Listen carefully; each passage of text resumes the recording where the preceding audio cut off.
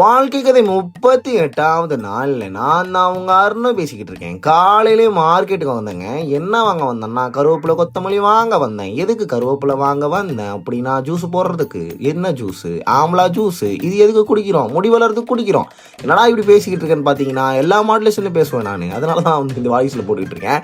அது ஒரு வீட்டில் வந்து ஒரு எக்ஸ்ட்ரா ஒரு காட் ஒன்று இருந்தது. அதை வந்து எடுத்துகிட்டு போகிறதுக்காக நம்ம அண்ணன் ஒருத்தர் வந்திருந்தாரு. எதுக்குன்னா இது எங்கள் அக்கா வீட்டிலேருந்து ஒரு தடவை தெரியாமல் அனுப்பிச்சு விட்டாங்க. அது எங்கள் வீட்டிலே கிட்டத்தட்ட ஒரு 6 மாசமா ஸ்டே ஆகிட்டு இருந்தான்.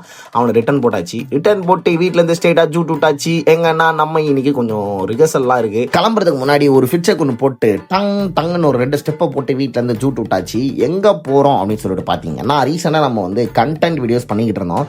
அதை தற்செயலா வந்து ஸ்டாப் பண்ணி வச்சிருந்தோம். அது வேற யார் ரீசன் கிடையாது, நான் தான் அது காரணம். அதனால நம்ம நண்பர்கள் இவர் தான் 2 பேரும், இது இல்லாம இன்னும் 2 பேர் இருக்காங்க. இவங்க எல்லாம் மீட் பண்ணி இந்த மாதிரி இன்னென்ன நாள்ல இருந்து நம்ம கண்டென்ட் வீடியோ ஸ்டார்ட் பண்ண போறோம் அப்படின்ற மாதிரிலாம் வந்து சொல்லிட்டு இருந்தேன்.